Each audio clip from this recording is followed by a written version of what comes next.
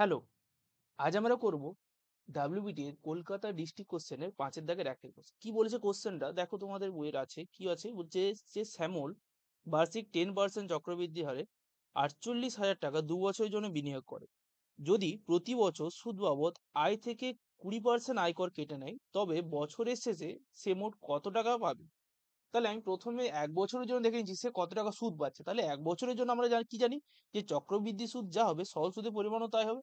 তাহলে আই সমান আমরা বের করে নিচ্ছি। আই সমান কি PTR/100। তাহলে পি এর ভ্যালু হচ্ছে 48,000, তাই তো? টি এর ভ্যালু 1 বছর আর আর এর ভ্যালু বার্ষিক সুদের হার বলা ছিল সেটা কত? সেটা বলা ছিল 10 বাই হচ্ছে 100। তাহলে এটা থেকে কত হয়েছে? এটা হচ্ছে 4800। এটা কাটাকুটি করবে এখানে 100, তাহলে এত টাকা। ঠিক আছে? এরপরে এরপরে তাহলে এখান থেকে আয়কর কত হবে? অতএব আয়কর সমান কত পড়ে যাচ্ছে?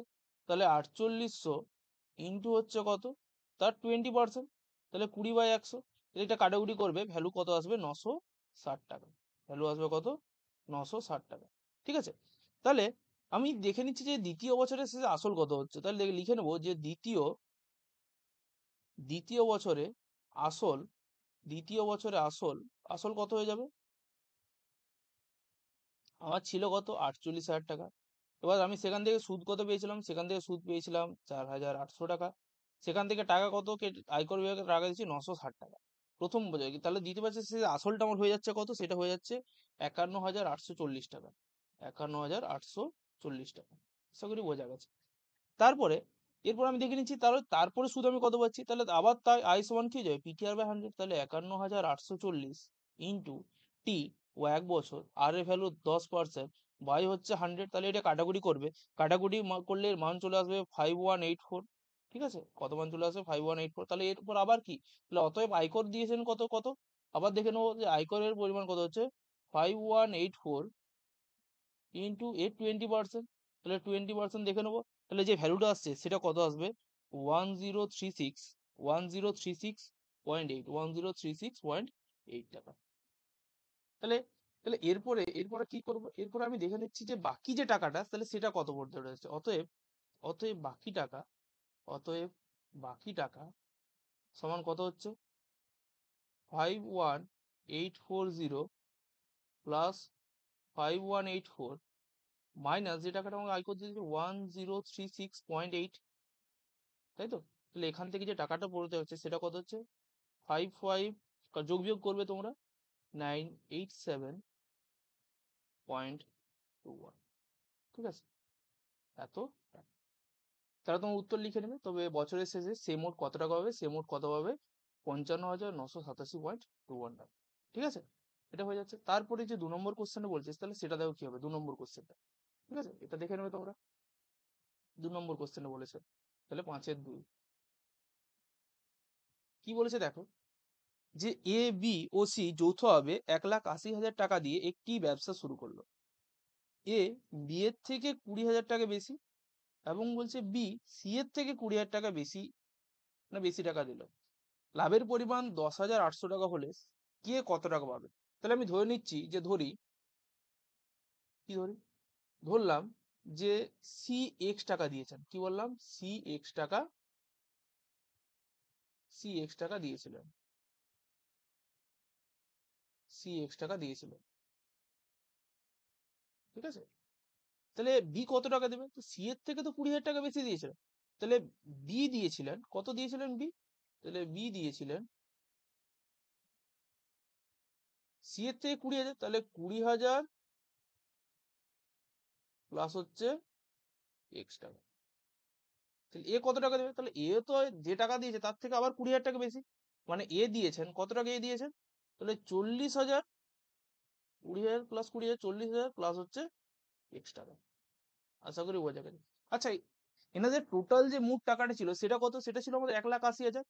তাহলে অর্থাৎ এক্স প্লাস হচ্ছে 20,000 plus x plus 40,000 plus x সমান হচ্ছে কত? 1,80,000 টাকা, তাই তো? তাহলে এখান থেকে এক্স এর ভ্যালু বের করে নিচ্ছি। তাহলে 3x প্লাস 60,000 সমান কত হচ্ছে 1,80,000। ঠিক আছে, তাহলে 3x সমান কত হয়ে যাচ্ছে, 3x সমান হয়ে যাচ্ছে 1,80,000 মাইনাস হয়ে যাচ্ছে, এটা দিকে চলে আসলে মাইনাস হয়ে যাবে মাইনাস 60,000। তাহলে এক্স এর ভ্যালু কত চলে আসবে, এক্স এর ভ্যালু চলে আসবে 12,000, সরি 1,20,000 বাই হচ্ছে কত, বাই হচ্ছে 3। তাহলে এক্স এর ভ্যালু কত চলে আসবে, এক্স এর ভ্যালু চলে আসবে 40,000। তাহলে এক্স ওয়ান কত পেয়ে গেলাম, এক্স ওয়ান পেয়ে গেলাম 40,000। তাহলে আমি এবার দেখে নেবো যে কে কত টাকা দিয়েছে। এক্স এর ভ্যালু পেয়ে গেলাম 40,000, তাহলে এ কত টাকা দিয়েছেন আমি দেখে নিচ্ছি প্রথমে। তাহলে অর্থাৎ এর যে টাকা হবে কি লিখে নেবো, অর্থাৎ অর্থাৎ এর টাকা কত হয়ে যাবে, এর টাকা হয়ে যাচ্ছে কত 40,000 প্লাস হয়ে যাচ্ছে মানে হচ্ছে 80,000 টাকা। লিখে নেবে তোমরা, এর টাকা 80,000 টাকা। ঠিক আছে, তাহলে বি এর টাকা কত হয়ে যাবে, এতে 20,000 টাকা কম দিয়েছিল, তাহলে 60,000 টাকা। আর সি এর টাকা তো এক্স, তাহলে সি এর টাকা কত হয়ে যাবে 40,000 টাকা। তাহলে এদের অনুপাত কত হয়ে যাবে, তাহলে কি লিখে নেবো যে এ বি ও সি এর অনুপাত, কি বললাম, এ বি ও সি এর টাকার অনুপাত, টাকার অনুপাত কত হয়ে যাবে,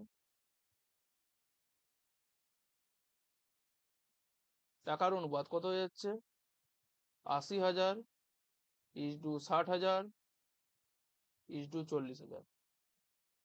ঠিক আছে, এটা যদি করি 8 × 6 × 4, আবার এটা যদি কাটাকুটি করি সেটা চলে আসছে 4 × 3 × 2। ঠিক আছে, এটা হয়ে যাচ্ছে। তাহলে এর মধ্যে মোট লাভ কত ছিল, মোট লাভ আমার কত ছিল 10,800 টাকা। তাই লিখে নেবো যে মোট লাভ এটা কত ছিল 10,800 টাকা। এবার লাভ্যাংশ,